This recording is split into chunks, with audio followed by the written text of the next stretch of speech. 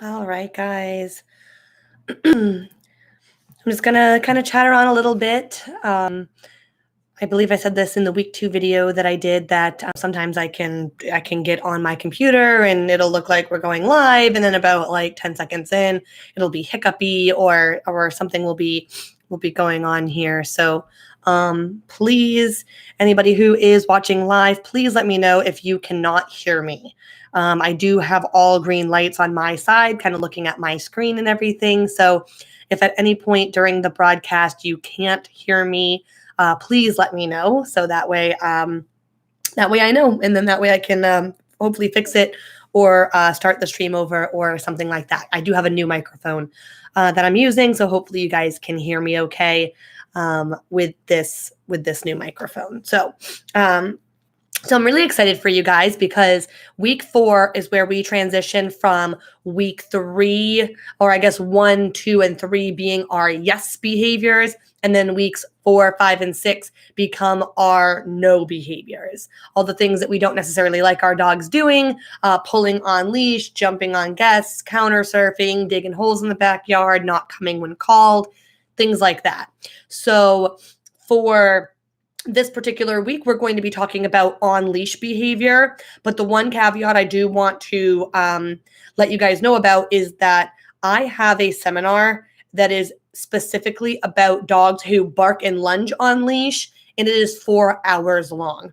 So we do not have 4 hours to just talk about on-leash reactivity. And actually that 4-hour seminar is cut down from, I believe, the 6-hour seminar workshop that the previous owner of All Dogs Allowed used to do. So if you guys have ever seen me at an event and you come up and you ask the very basic question of, my dog barks and lunges while they're on leash, why, does my dog do that? Well, that is a 4-hour answer. So if you guys are dealing with barking and lunging, any sort of on-leash reactivity, definitely let us know. Email your instructor. I am going to be doing an online presentation of that reactive rehab seminar coming up in just a couple of weeks here. But for now, for this particular discussion, we are going to be talking about loose leash walking specifically, not barking and lunging or anything like that, but just kind of like just mindless pulling, or maybe pulling with some tenacity, pulling with some purpose, but it's not like reactivity based. So loose leash walking is not heel. First and foremost, I want you guys to understand that when I'm talking about on-leash behavior and I'm talking about walking on leash, I am not talking about being in a heel. Heel is where your dog is walking right next to you.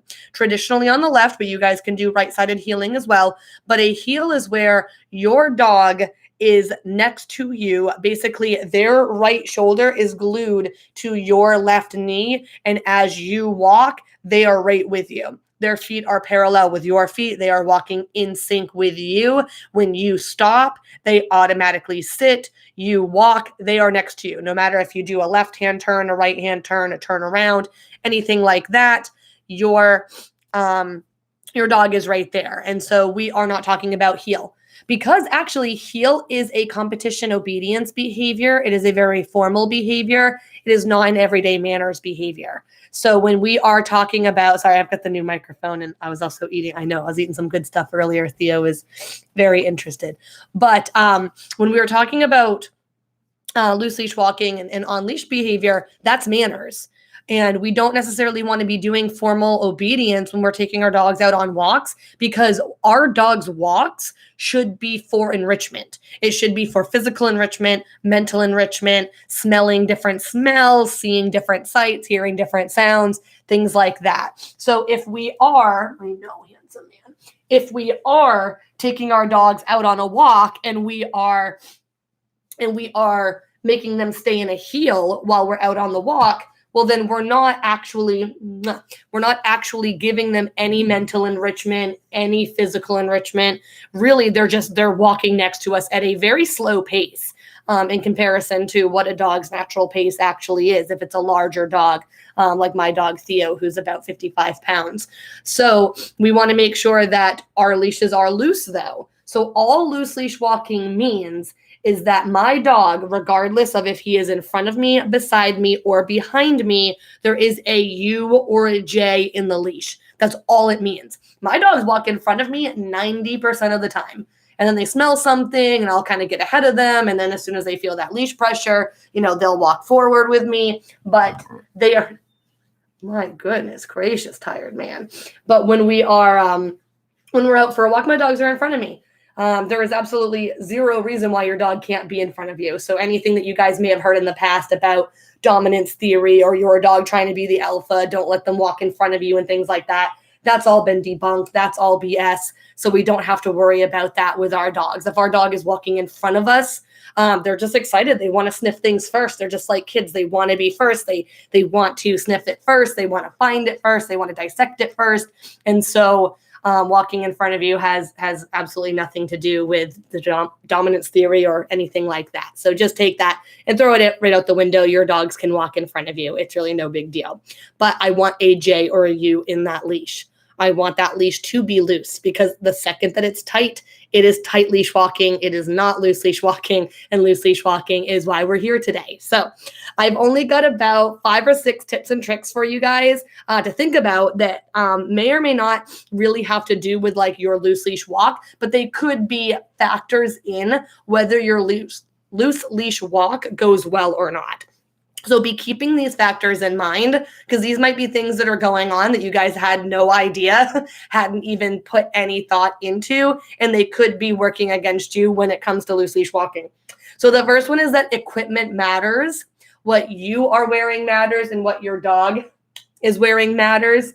So when we're talking about the dog, as you guys can see, my dog Theo is not wearing a collar. My dog Olive, she's laying right next to me on the floor here. She's not wearing a collar either. I do not mean to put my worrywart personality onto you guys, but I'm not a huge fan of collars for a couple different reasons. So the first reason is that when we are leaving collars on our dogs, especially collars with like big, thick ID tags, that can end up hurting your dog.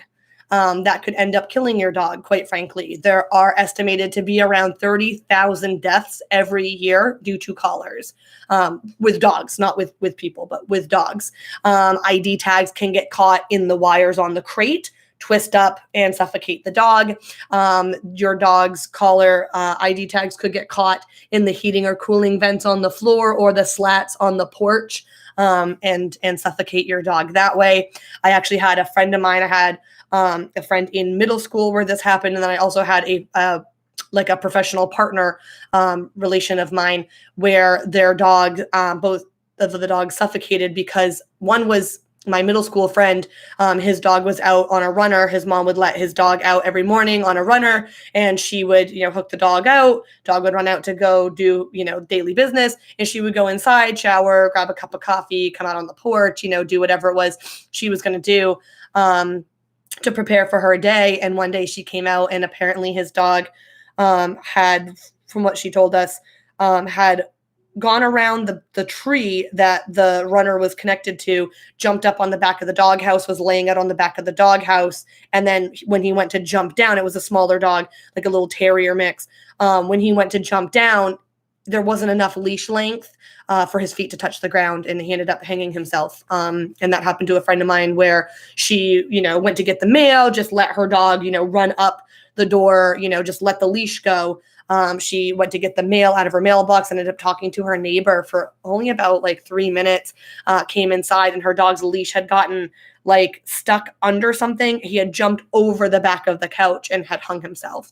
And he was dead. I mean, it took that short amount of time for her dog to suffocate. And so I would hate for you guys to have something significant like that happen in your life. I would hate for your dog to lose their life due to the collar. So if you do not have a door dasher, if you do not have a dog who is just right out the door the second that door opens, of course, train that, work on that. Of course, anybody, even if you don't have a door dasher, work on door manners, use your weight behaviors and things like that.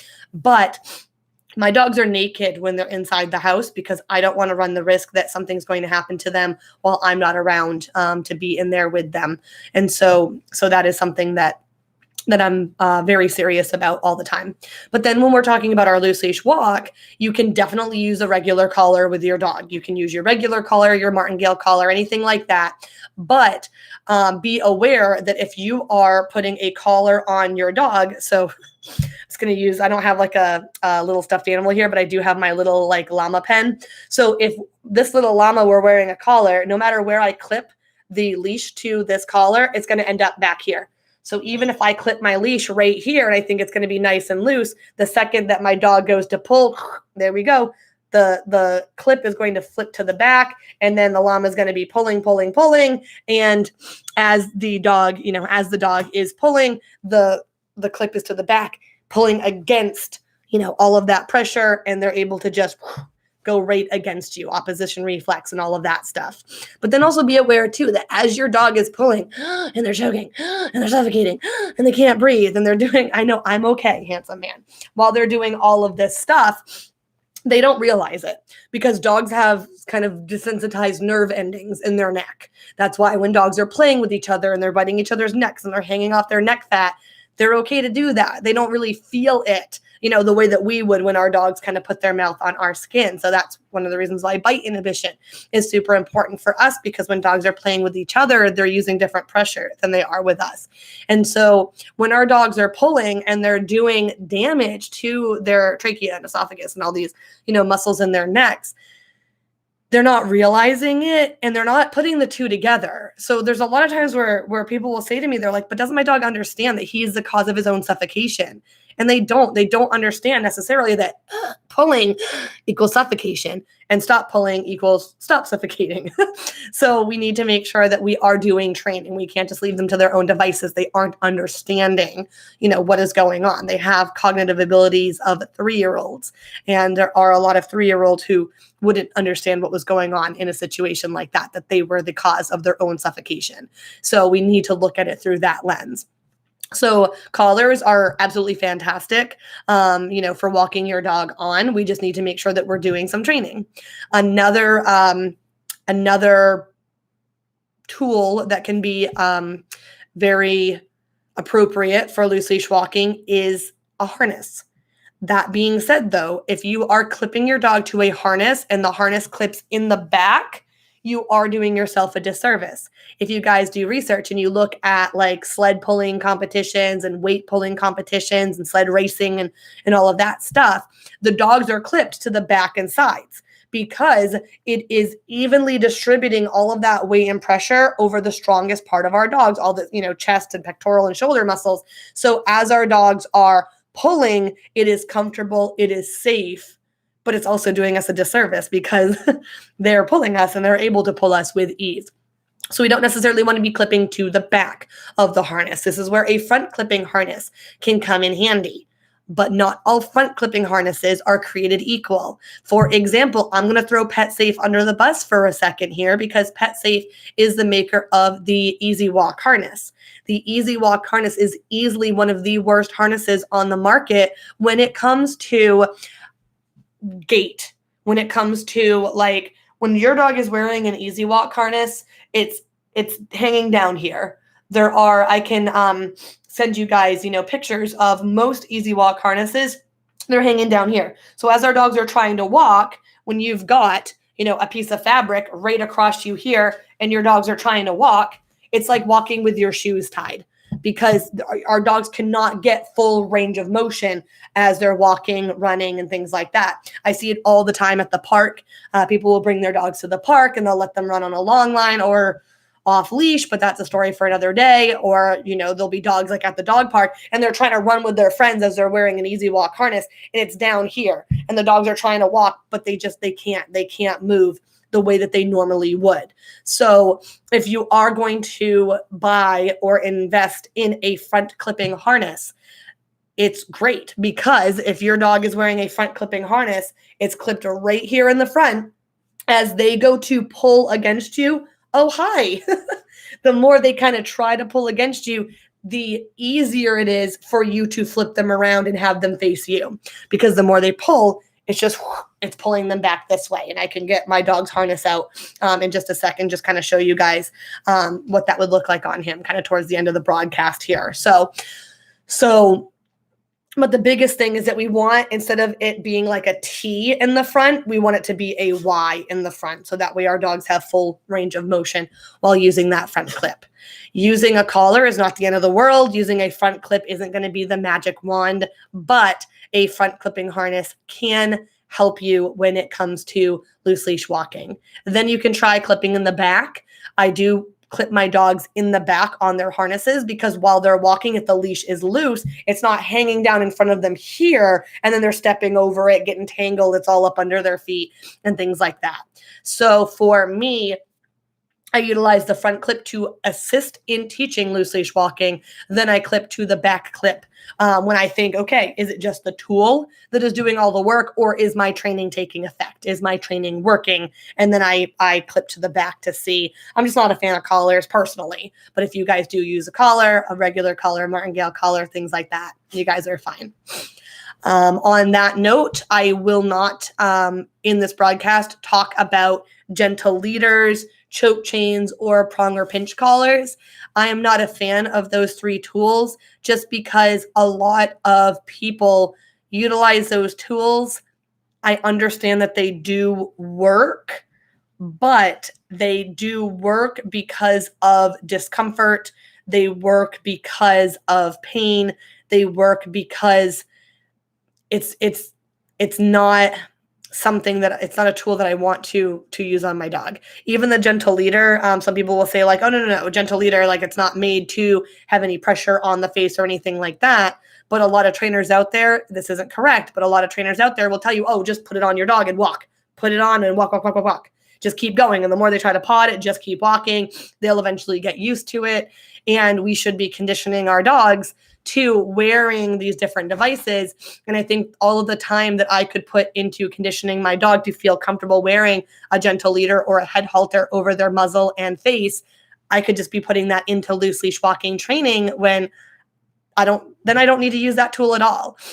And so the goal of the gentle leader, the prong collar, the pinch collar, the choker check chain is to wean them off of it.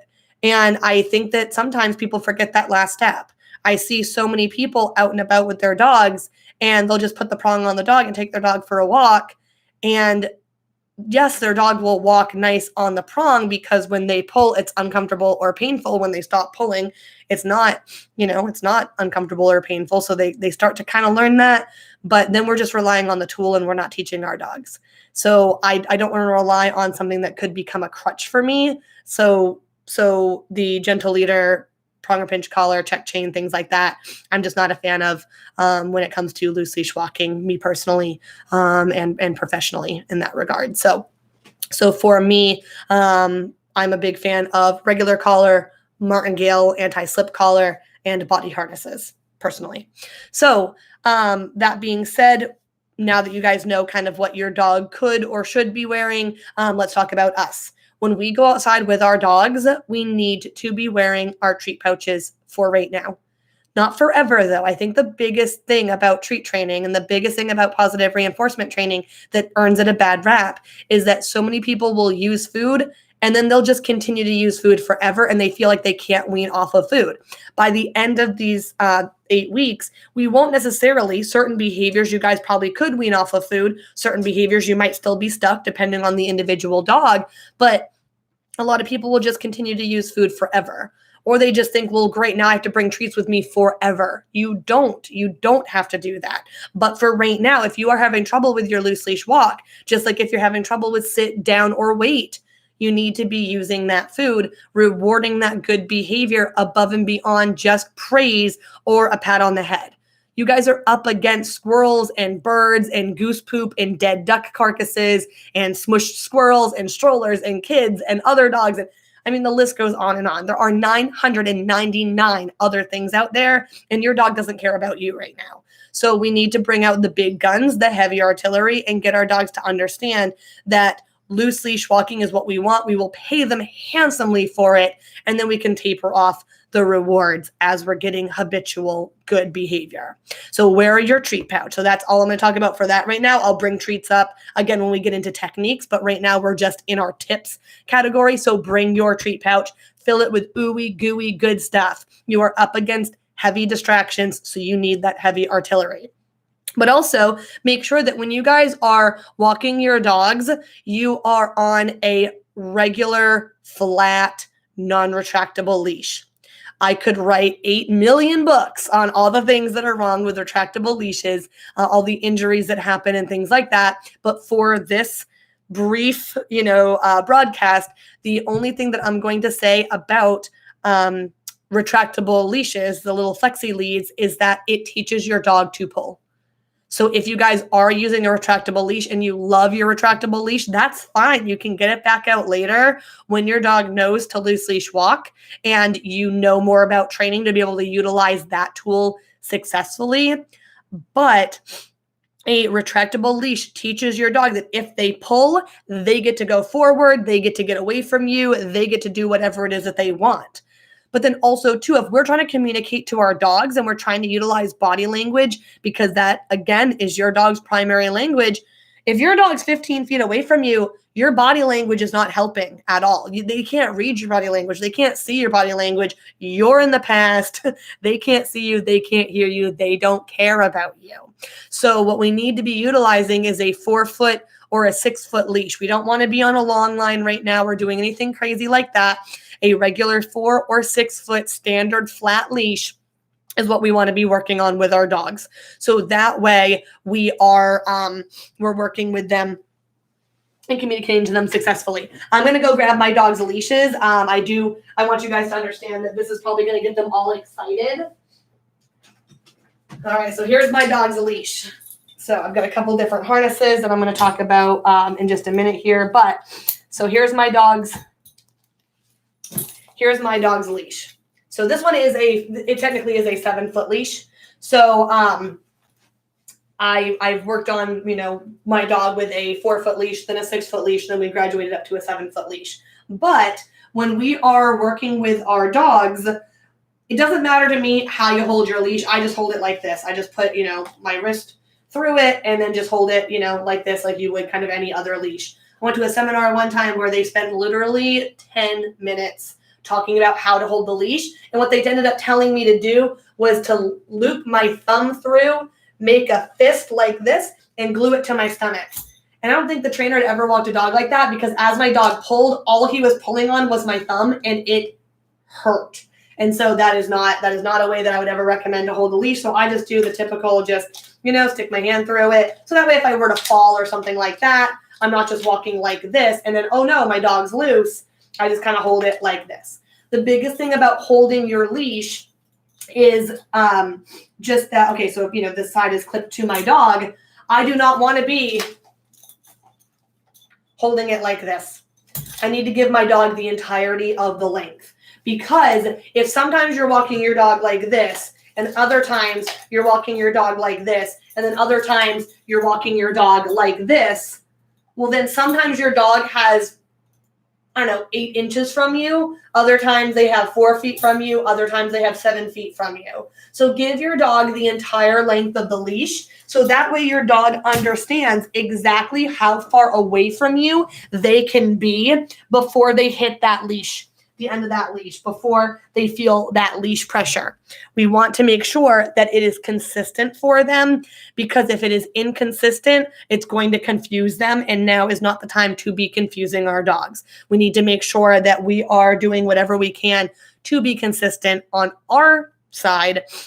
So hold that leash at a fixed point and give them the entire length of that leash. If you feel like you are balling that leash up a ton, then the leash is just too long. So my dog's 7-foot leash, it is sometimes I feel like I need to kind of, hold it with 2 hands. The only time I really do that, though, is if there's like somebody coming and Theo is really interested in them. I might call him back to me, get him beside me, and then I just kind of might hold it really close in case he does decide that he wants to say hi, because my dogs are not robots. Nobody's dog is a robot, and they do think for themselves. So we want to make sure that we're keeping everybody safe. But if every single walk when you go out, you feel like you're gathering the leash up, then the leash is too long. That's fine. Go to a 4-foot leash right now. Your dogs do not need to be 15 feet from you to be enjoying their walk. There are plenty of things to sniff within 4 feet of you. There's plenty of ways to get exercise, mental and physical stimulation being 4 feet from you. So don't worry about your leash length for right now. The shorter, the better, actually, for the purpose of training and things like that. So that is my first part about leashes. The second thing about leashes is that handheld leashes, if you are going to be doing like a whole bunch of fancy, crazy stuff with the leash, you might want to think about getting a hands-free leash. So Theo's leash actually can become a hands-free leash if I want it to. So he's got his little poop bag dispenser here. So what I can do, let me just take this off because I don't really need it for this demonstration. So what Theo's leash can do is it can actually become a hands-free leash if I want it to. I'm not a huge fan of this though, because like when it is loose, it just kind of falls off my body. I don't know. I'm kind of a bigger person, but apparently not big enough. So when I have done it, I have clipped the clippy to my pant leg, to my pant loop. So that way, even if it does get a little bit loose, it's really not falling down too much. But you could clip your dog around your waist and take them for a walk. If you're sitting there thinking like, okay, Megan, you've never met my dog. My dog's a psycho and my dog weighs a lot. If you outweigh your dog, then you should be able to hold your own because you are around the strongest and widest part of your body. All you have to do if you don't want to go anywhere is just stand there. Theo weighs 55 pounds. I weigh 170 pounds. If I don't want to move, I'm not moving. But if you wrap the leash around my little tiny bird wrist, like look at my wrist in comparison to my hips, like look how wide this is and look at how wide this is. So what happens when we're walking our dogs, and the reason why we get pulled so frequently is because when we put a dog around our wrist, the moment our wrist gets out from us, we're off balance and we're playing catch up as we're kind of getting dragged forward. So play it safe though. You definitely want to make sure that you are not doing this if you don't feel comfortable. But I have met so many people, myself included, where I just thought like, oh my gosh, this is like the fastest way to die. If I ever want to be killed by my dog, go ahead and clip my dog around my waist. But it is actually a huge help. It can leave you hands-free for taking out the trash, getting the mail, delivering treats to your dog, keeping your balance if you really need to. And so, excuse me, watch out. Thank you. So try a hands-free leash if you guys want to, especially if you're running. Hands-free leashes, especially the Buddy System leash in particular, that's the one that I have at the training center. That one I bought at Unleashed in Cary. And it's a runner's leash. It was made for runners first. And then trainers said, ooh, we like this. We're going to steal this. And then we've been kind of using it ever since. So I am a big fan of hands-free leashes, but it just depends on like what I'm doing, why I'm outside, and things like that. So be aware that that can be a cool tool to have in your back pocket. It might be the difference between your walks going successfully or your dog just kind of trying to drag you and things like that. So just some other extra things to think about when it comes to walking our dogs there. So that was tip number 1 out of like 4 or 5, but I promise you guys that's the longest one. That one's like 1 or 2 paragraphs. The next couple of tips here are 1 to 2 sentences. So if you guys have any questions though about what your dog is wearing or what you are wearing, let me know because I'd love to answer those for you. I'd also love for you guys to see little Theo right here. Fifi. He's just being a little, now he's just like, he's mama, I wants to go for a walk right now, mama. Just being a handsome man. He's just a cutie. I love him. All right, guys. I'm not seeing anything pop up, but if you guys are currently typing a question, please continue to type it. I will pause and I will answer your question. Wow, Theo really got his hair all over me. So we're going to go ahead and continue on for time purposes. So that was tip number 1. Tip number 2 is that yes, equipment matters. What you are wearing matters. What your dog is wearing matters. Harness, you could have your hands-free leash. You could have your treat pouch full of salami, and your dog is still going to try to drag you because there is no magic wand. If a trainer ever tells you put X on your dog and your dog will stop pulling, there's a problem. You should ask a lot more questions and not believe that person. So there is not an end-all be-all tool right now. And if there is an end-all be-all tool, it's usually because it causes discomfort or pain. It doesn't actually teach the dog anything. And sometimes our dog's behavior can get worse because they see, ooh, a child, ouch. Ooh, a dog, ouch. Ooh, a child, ouch. I don't like kids and I don't like other dogs now because every time I see them, I feel pain. And now I don't like them because that's the association that I'm now building. So we need to make sure that if a trainer ever tells us, do X and your dog will stop pulling, or wear Y and your dog will stop pulling, we need to be making a lot more dissection into, those methods or those tools. So keep that in mind. So we need to be teaching our dogs because currently there is no tool that replaces teaching. So that is tip number 2. Tip number 3, just checking my notes here. So tip number 3 and tip number 4, there's a little bit of bad news for you guys, but I need to make sure that these tips are, helping you guys, and sometimes bad news can help you. So tip number 3 is that loose leash walking, just like any other behavior, needs to be taught before it can be asked for. So just like sit, down, wait, you need to be practicing this over and over and over. If I cannot walk Theo up and down the hallway in my house on a loose leash, if we go outside, it's not going to work. And if I can't do a loose leash walk around my fenced in backyard, I'm not taking him to Bond Park or Lake Johnson or any place like that. It's not going to work. So yes, there are those of us, like right now, I'm in an apartment. So I do not have a fenced-in yard. I have to take my dog on a walk, but the length of our walk is determined by whether Theo can do it or not. There are little things that we will do pre-walk and during our walks to see, are we continuing or are we turning back here? So we need to make sure that we are teaching this behavior just like anything else. So practice it. Practice, practice, practice. You have to.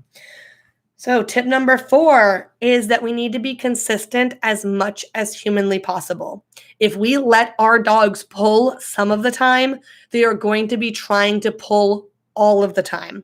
So we need to make sure that, as I say, as much as humanly possible, because of course we're not robots either. I am a dog trainer and I do have times where my dog has pulled me. And I have had times where I have let him pull me. Actually, last night we went out for a walk and it started storming. And so I was like, we're running back to the house. And if you pull me while we're running, I couldn't care less. Let's just go. And a couple times he'd hit the end of the leash and he'd stop. And I was like, no, go. And he knows go means like continue to go forward. He was a little confused, but I was like, no, just keep going, just go. And we made it back to the house before the hail and all of the actual chaos. So we want to make sure that we are not allowing our dogs to pull, because the more our dogs are allowed to do a behavior and that behavior is rewarded, moving forward is rewarding. Self-rewarding behaviors are rewarding. So we need to make sure that we're not allowing our dogs to pull as much as humanly possible. And this means all the time, anytime that they're on leash. I have seen times at the training center, and I don't mean to call anybody out or throw anybody under the bus, but I have seen times at the training center over the last 5 years where somebody will be talking to me and their dog will just go, I want water. And and then there's the person getting, kind of dragged backwards and their dog goes up to the water dish. That is not what should be happening, because the more our dogs learn that if I want something, I just pull towards it. No. So go back to auto watch, both part 1 and part 2, and help your dogs understand that pulling is not going to get them to what they want. Sitting and looking at you, acknowledging you, being polite will help get there. So we want to make sure that we are not allowing that to happen. All right, guys, tip number 5, last bad news, and then we're going to get into some methods. So tip number 5 is that loose leash walking should not be the first exercise of the day. And when I say the first exercise of the day, I mean first exercise when you just woke up and your dog has been sleeping for 8 hours and their bladder is full and their bowels are full and they really need to go to the bathroom. That is not the time to be teaching loose leash walking. You can get there. You can get to where they loose leash walk in any situation, but that is not the time to teach it. Make it harder as they can handle it, but now's not the time. And then the same thing, if you were just at work all day on a normal day when there's not an apocalypse and you had been at work all day and you've been gone for 6+ hours, depending on how long your shift was or what type of job you do.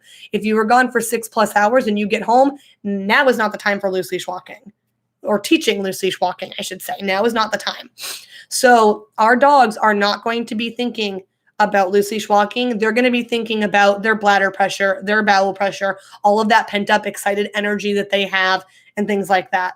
So for me, with my dogs, if it's something where we had just woken up in the morning and they did not know loose leash walking yet, I would get a long line. So I'm going to go, actually, I should have grabbed it before, but I'm going to go ahead and grab my long line here.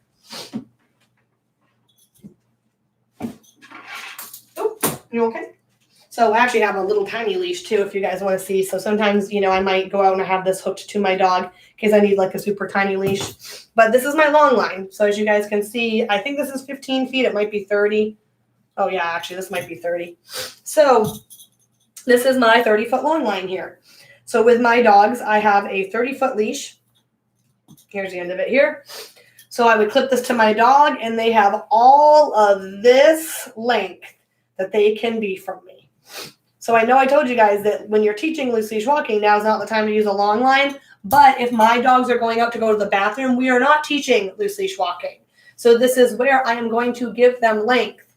And I'm going to give them lots of length so that they can go outside. They can be far away from me. They can find their spots, go to the bathroom. We can work on coming when called and things like that. So since we don't have a fenced-in area. But what I would do with my dogs is bring them outside on this long line, give them the speed that they need to go to the bathroom. I'm not, in theory, ruining my loose leash walk because they are wearing a completely different type of leash, maybe even a different type of harness when they go out to do their walks. In that regard, sorry guys, my neighbors are cooking something really good. It just came through the window just now and it smells delicious. I'm a very big fan of onions and peppers and it smells very oniony. So I'm sorry about that. I got distracted there for a second. So I wish you could smell this though. It smells delicious. So with my dogs, I would bring them out on the long line. I would help them relieve that bladder and bowel pressure. I would call them back to me. And then since I just woke up and I'm in my pajamas and I'm all gross, I don't care what I look like. I don't care what my neighbors see. I'm in my jammies. I'm unshowered. I'm gross. So I bring them outside. They pee, they poop. We come back inside. Then what I do with my dogs is I give them their breakfast in a slow feeder bowl or a food puzzle. So my dogs eat raw for breakfast and dinner, and then they have like a little lunch meal of kibble. So for breakfast and dinner, they eat out of a slow feeder bowl. It is a bowl that has all these little nooks and crannies that they have to eat all of their raw food out of. And they will do that, and that'll work through some of that mental energy.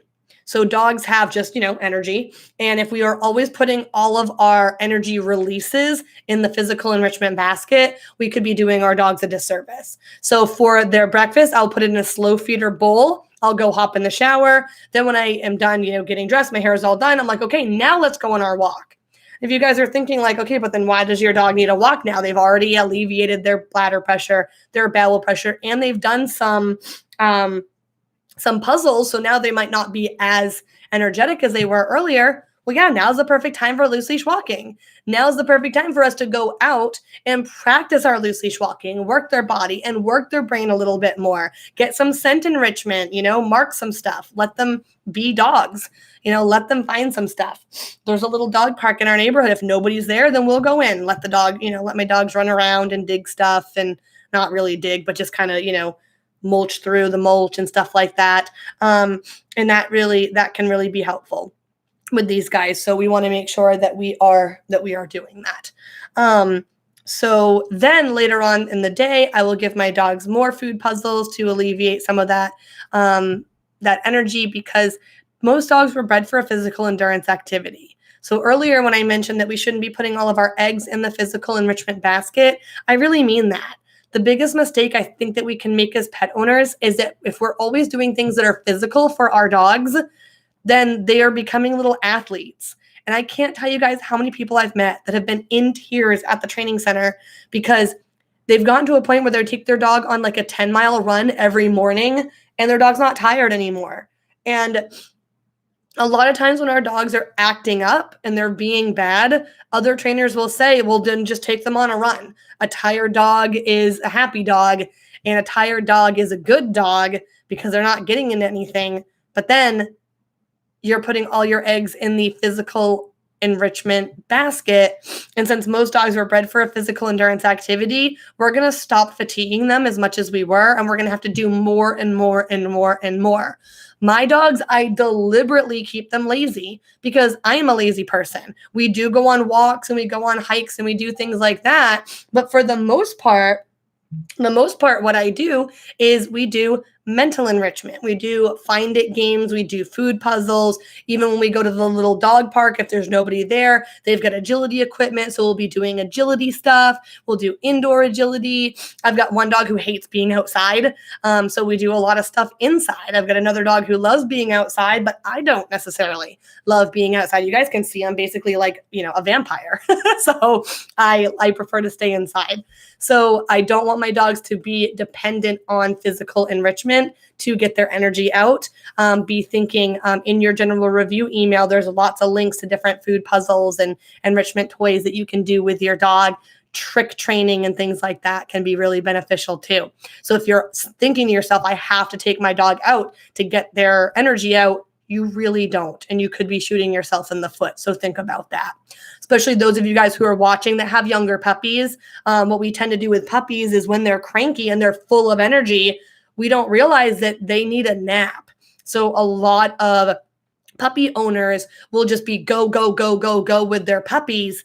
And the puppies, it's like the 3-year-old who is just like, having that temper tantrum. They need a nap. We know they need a nap. They might not want the nap, but they need it. So we do need to be giving our dogs,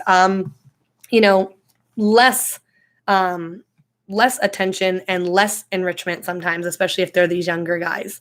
So if you guys have any questions, go ahead and type them up over those kind of 5 tips and tricks. Now we're going to move into the methods. But before we do that, I'm going to give you guys time to ask your questions, those of you who are watching live. And I'm also going to go blow my nose because I've been all stuffed up today. My boyfriend has left all the windows and doors to our 3rd floor apartment open, and the pollen has just come in and just jumped right into my nose. So I will be back. I'm going to mute my mic so I can go blow my nose, and I will be back. Type any questions you've got. Just give me about a minute.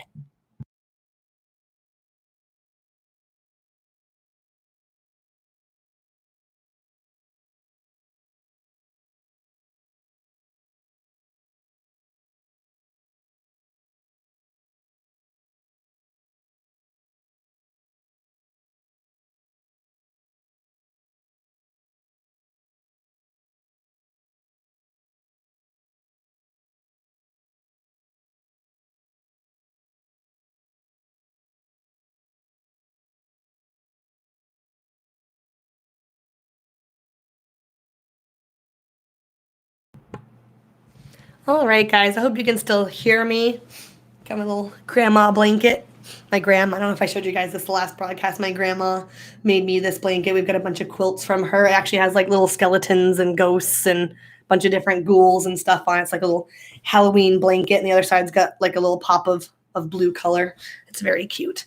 I always ask every Christmas for either knitted stockings like these that my gram knits me every year, or a new quilt, little throw blanket, something like that. So I was really excited to get this when I went up to Maine for Christmas. So if you guys cannot hear me, please let me know. We're in the kind of home stretches here.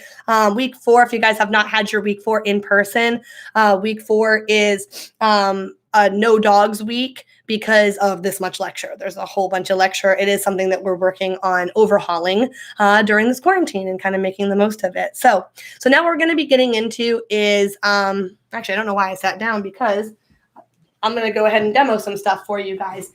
Not necessarily with my dogs, because you guys all know what a pulling dog looks like. But when we are walking our dogs, first things first, if we're walking our dogs and they are pulling, but they are pulling to our immediate left, to our immediate right, or behind us, easiest thing that we can do is just keep walking. Keep walking.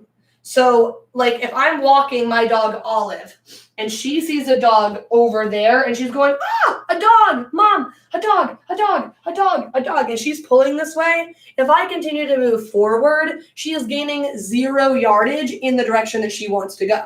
She wants to go that way, that way, that way as I continue to move this way. So she is not getting rewarded. I don't need to yell at her. I don't need to do anything. I just need to keep walking. The moment that she stops and relinquishes that leash pressure and comes back to me, because, in theory, if we're walking this way, she wants the dog, she's kind of pulling back that way, like I want to go back. The moment she relinquishes that leash pressure, mark and reward. But actually, guys, sorry, I'm getting kind of ahead of myself here. I didn't even talk about any of this yet. So that obviously still stands. The first thing that you want to be working on with your dog is leash pressure, though. If you had them as a puppy, we should have been doing this ahead of time, but sometimes we just don't know. So the first thing that we want to do is leash our dogs up, either to, their collar or their front clipping harness. And then what we want to do is just give them leash pressure. Don't yank them. Don't snap the leash. Don't just jerk it. What we want to do is even, consistent pressure where we pull our dogs. With people, if you came up and you pushed me, I'm going to push back. It's that opposition reflex. You're going to push me. I'm not just going to keep going till I tip over. I'm going to kind of push against you. So with our dogs, the first thing that we want to teach them, and we can do this inside the house, is we put the leash on your collar, we put the leash on your harness, wherever it is, and then we just kind of pull. And if our dog follows that leash pressure, mark and reward. So if the person's over here and I'm the dog and they're just pulling on me, the moment that I give in and move with the leash, I get marked and rewarded. We need to teach our dogs that when they feel leash pressure, no matter who put the pressure on the leash, whether it was you or the dog, that moving with it earns them food, earns them goodies. It's in their best interest to move with that leash pressure. So that's the first thing that we should be doing, is teaching them that they should not be pulling on the leash. Anytime there's tension on the leash, move into it, move with it. We want them to be learning that first and foremost. Then when we are outside with our dogs, if your dog is walking loose, mark and reward that. Just keep marking and rewarding it. Keep marking and rewarding it. With Theo, the first thing that I did was, if I could just take 3 steps, 1, 2, 3, bam, mark and reward. And then what would happen is, because he would be, at me claiming his reward, I was able to take 3 more steps. I'm not picking you up. So I was able to take 3 more steps. Mark and reward again. 3 more steps, mark and reward again. He was so bad when I first got him that I would go outside with like 80 treats and give him 0, because he was just like, I just want to pull, I just want to pull. And I would just have to keep stopping and changing direction and doing all the things that we're going to talk about. And he was basically getting no rewards because he was that bad. Then when he started to get it, we were doing work inside the house and moving outside the house and things like that. He was starting to get it. So then the next thing, I was using like 80 treats on a 10-minute walk, because it was just like he was being good. We got it. And then it became, okay, instead of a treat every 3 steps, to a treat every 5 steps, then a treat every 10 steps. Now we'll go outside with a packet full of cookies, and I might only give him 8 treats on a 10-minute walk, just to kind of keep him checked in with me. I might ask him to do different things, get by me if a person's coming by, do various tricks and things for kids. He likes to kind of wave, to kids across the parking lot and things like that. So I want to bring that extra bribery, because I don't know what we're going to run into, and I want him to listen to me. So there's that. So anytime your dog is being good, reward them. Because what we tend to do as human beings, and I know Katie talked about this week 1, but as we're walking our dogs, we're ignoring them. we're talking on our phone, or we're talking on our phone, or we're just, walking and ignoring our dogs, and if you ignore a dog, it's either neutral or it's punishing, depending on the type of dog, depending on what they're looking for. And so if, like right now, Theo, I don't want him jumping on me. I'm not going to pick him up. I didn't ask him if he wants to be scooped. And so, now he's wagging the tail, though. I shouldn't have said the word. I did not ask him if he wants to be SCOOPED. So that's his word, is I will pick him up if I ask him if he wants to. So I'll do that later. But with your dog, if you ignore them, well, then they're just walking next to you and they're going, okay, well, like, you're ignoring me. You might not actually like this. Okay, whatever. But there's a squirrel and there's a duck and there's some geese, and they're just going to pull out and lunge out and just bark. And then next thing we're going, hey, what are you doing? Why are you doing this? And we're yelling at them, but we're looking at them and we're talking to them, and we might even be touching them. And our dog is going, oh, you like this? You're looking at me, you're talking to me, you're touching me when you're doing all of this. Even Theo, when I acknowledged him, he thought, okay, well, maybe now she will. No, sir. And so we'll talk about, jumping and stuff next class as well. That's good boy. There you go. Nice guarding. So with our dogs, we want to make sure that we are being consistent with them. We are telling them when they're doing a good job. We're bringing out those big guns and that big artillery. So mark and reward them when they are being good.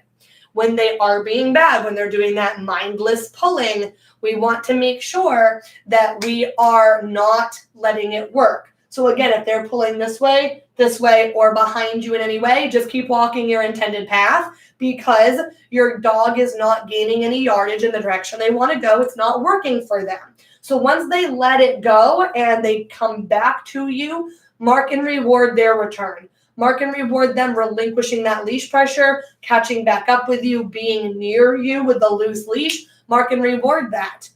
I don't care if my dog had been being bad. If they were being bad and then they're good, and it's been a few seconds since they were bad, I'm marking and rewarding the good. There's no use punishing them while they're being good. That doesn't make any sense. So they're not like humans. You can't tell them, like, yes, you stayed out until midnight last night when your curfew is 10 o'clock, but because you cleaned the house, you're somehow not grounded. No, you're still grounded, but maybe you're grounded only 5 days versus a week because you did clean the house. We can't talk to a dog like that, like you can a teenager. So we need to make sure that we are, just continuing to walk in our intended path.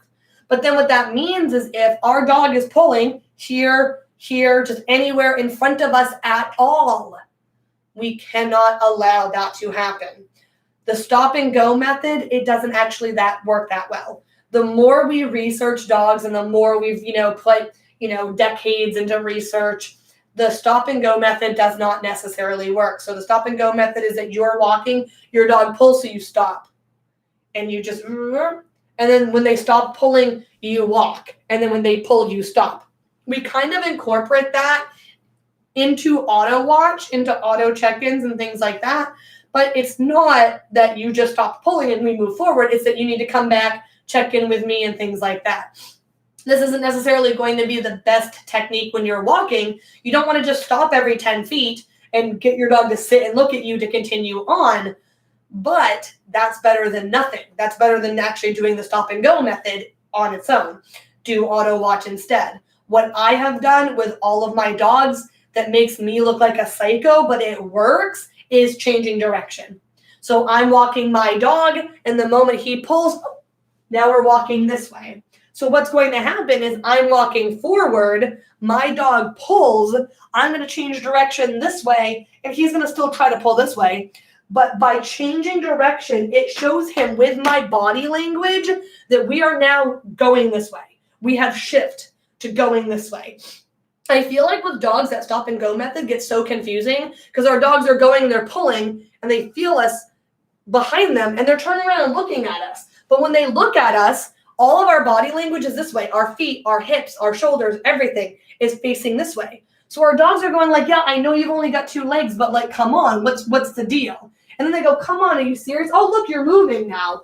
And it's like they just get confused. I feel like if we were to ask our dogs if that stop and go method works, they would tell us no. We didn't even know there was a stop and go method because it doesn't work for them.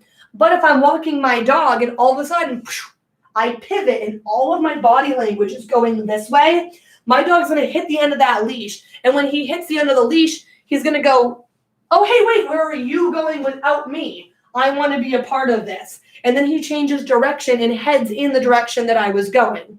So once he does that, I can mark and reward him for catching up.